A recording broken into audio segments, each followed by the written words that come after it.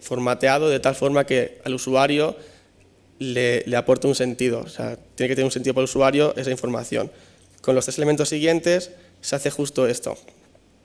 Por ejemplo, con el elemento simple response, la respuesta numérica se podría asociar a una cadena de texto de tal forma que si un servicio de iluminación el estado fuera, por ejemplo, 0, eso indicaría que la luz está apagada y 1 que está encendida. Con el response range lo que hacemos es lo mismo que con el anterior, pero para rangos. Entonces, si pensamos en una persiana, a lo mejor se podría considerar que de 0 a 25 está bajada y de 25 a 50 subida, por ejemplo.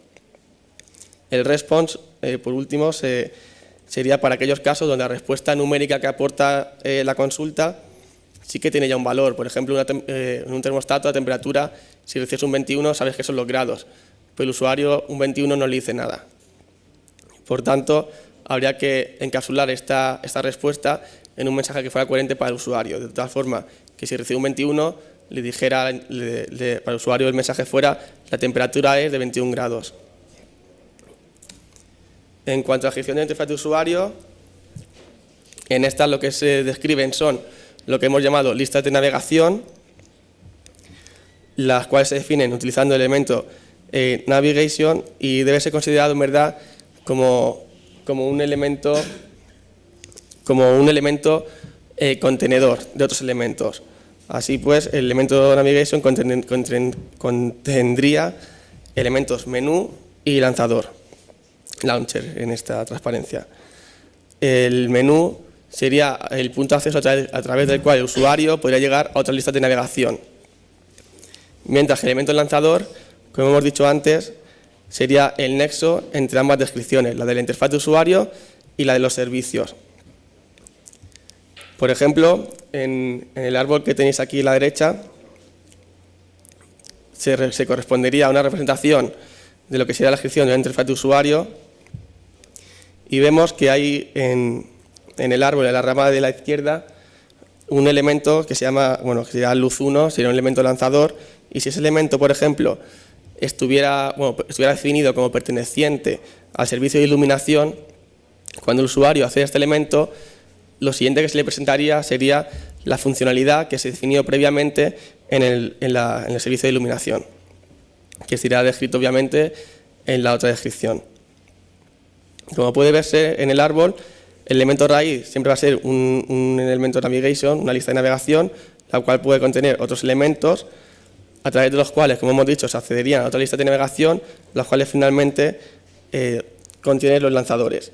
Los lanzadores en este lenguaje siempre van a ser nodos hojas de esta representación en forma de árbol.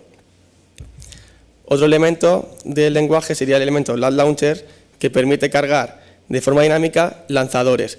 Realmente, aunque en el árbol los lanzadores aparecen como parte de la descripción, esto no sería así, sino que lo que iría en cada hoja sería un elemento launcher que podría cargar de un fichero que está definido todos los lanzadores el lanzador concreto. Por ejemplo, en la rama izquierda, que sería una lista de navegación que contendría todos los dispositivos del hogar, podría haber un elemento launcher que cargara todos esos dispositivos. Mientras que en la rama derecha se cargarían los dispositivos utilizando también este elemento de los servicios de iluminación en un caso o el servicio de puertas en otro. De tal forma que al final el lanzador, aunque en el árbol pueda aparecer luz 1 repetida en varias ocasiones, solo está definido una vez. Con este lenguaje se ha realizado un caso de estudio que consiste en una interfaz el desarrollo de interfaz para personas con discapacidad visual. Para desarrollar la interfaz se ha creado una descripción de la misma empleando el lenguaje que hemos visto y un intérprete, que es el elemento que, como hemos dicho, que se encarga de procesar este lenguaje. La plataforma de desarrollo elegida ha sido Android y la comunicación entre el usuario y la interfaz de usuario se realiza mediante pantalla táctil, utilizando 4 gestos, de forma que si el usuario está navegando por una lista de navegación, utilizando un gesto de desplazamiento del pulgar a la derecha, pasaría al menú siguiente, con un gesto de desplazamiento a la izquierda al menú anterior, hacia abajo entraría a la lista de navegación asociada a ese elemento menú y hacia arriba podría volver a la lista de navegación anterior. Cada vez que el usuario navega por la interfaz, se le ofrece feedback en forma de un mensaje de texto que es convertido a voz utilizando text-to-speech. Hay tres implementaciones realizadas para convertir de texto a voz. La primera de ellas realizaría tanto la conversión del texto a voz en el terminal del usuario y también la reproducción. Esta será la implementación local. Hay otra implementación que hemos llamado externa, que lo que hace es la conversión la realiza en un servicio del hogar y la reproducción en el propio terminal, de forma que dispositivos que no tienen potencia de cómputo suficiente para realizar esta conversión también serán capaces de acceder a estos servicios. Y por último, otra implementación que lo que hace es que tanto la conversión como la reproducción las haría en un servicio del hogar, de forma que al final los mensajes que recibe el usuario en forma de voz se reproducirían por los altavoces que tuviesen instalados en el hogar digital. Mediante esta interfaz, el usuario puede controlar remotamente los servicios que disponibles en su hogar y aumentar su autonomía dentro del mismo. Aquí tenemos dos ejemplos, pero que no voy a entrar en detalle porque falta tiempo. El de izquierda sería una descripción de lo que sería la interfaz de usuario y el de la derecha una descripción de lo que serían los elementos que hemos denominado lanzadores. Este otro ejemplo sería una descripción de los servicios del hogar, en concreto se estaría definiendo el servicio de iluminación. Además, como prueba de conceptos, también se ha desarrollado una interfaz visual que lo único que consiste realmente es en implementar un nuevo intérprete que coja la descripción empleada en la interfaz para personas con discapacidad visual y la instancie de forma visual. Entonces, aquí como podemos ver, tendríamos en la parte de izquierda una lista de navegación con 3 elementos menú. Navegando a través del segundo elemento, pasaríamos a otra pantalla donde se presenta otra lista de navegación con los emplazamientos que hay en la vivienda, y si, por ejemplo, aquí navegásemos a través del elemento salón, llegaríamos a otra lista de navegación que finalmente contendría los lanzadores o dispositivos que están situados en lo que es el salón. Entonces, está más o menos la jerarquía que se ha seguido para escribir la interfaz, de forma que los dispositivos sean ordenados, clasificados por habitación y también por servicio, de forma que si tú quieres acceder a una luz, no tienes que saber exactamente en qué emplazamiento está de la vivienda, sino que tú, sabiendo que es una luz, entrarías por el tercer menú, que sería lo de los servicios, ahí buscarías el servicio de iluminación y finalmente acabarías llegando a la luz. En cuanto a las conclusiones, ya para acabar, quería ubicar lo que es el lenguaje desarrollado dentro del cuadro del sistema general, donde se puede ver el Live Middleware junto a la capa de integración que abstrae de toda tecnología que hay por debajo, y de esta forma, con el lenguaje VDL desarrollado aquí, las interfaces se describirían en el nivel superior y cada intérprete desarrollado para cada plataforma sería capaz de coger una de esas descripciones e instanciarla de forma que el día de mañana, cuando aparezca una nueva plataforma, con crear un intérprete nuevo, las interfaces descritas anteriormente seguirían siendo utilizables.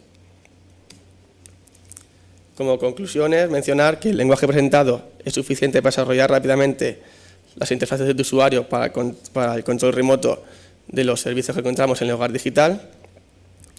La definición de lanzadores permite escribir interfaces de usuario dinámicas, ya que lo que sería la descripción de la interfaz de usuario y la descripción de los servicios, la descripción se mantiene igual, pero la descripción de los lanzadores sí que podría cambiar, dándole ese dinamismo a la interfaz. La accesibilidad recaería en la parte del intérprete, ya que, como hemos visto, es el intérprete el que se encarga, bueno, más bien el que decide la modalidad de la interfaz que va a generar. Por tanto, si él es el que decide eso, también debe ser el responsable de ofrecer los mecanismos de accesibilidad necesarios para que el usuario pueda emplear esa interfaz que va a generar a partir de esa descripción. Por último, como hemos visto que existe una descripción de los servicios del hogar, obviamente a través de esta interfaz se puede acceder a los servicios del hogar inteligente. En cuanto a trabajos actuales y futuros, la validación de esas interfaces con usuarios es una tarea que se va a realizar próximamente.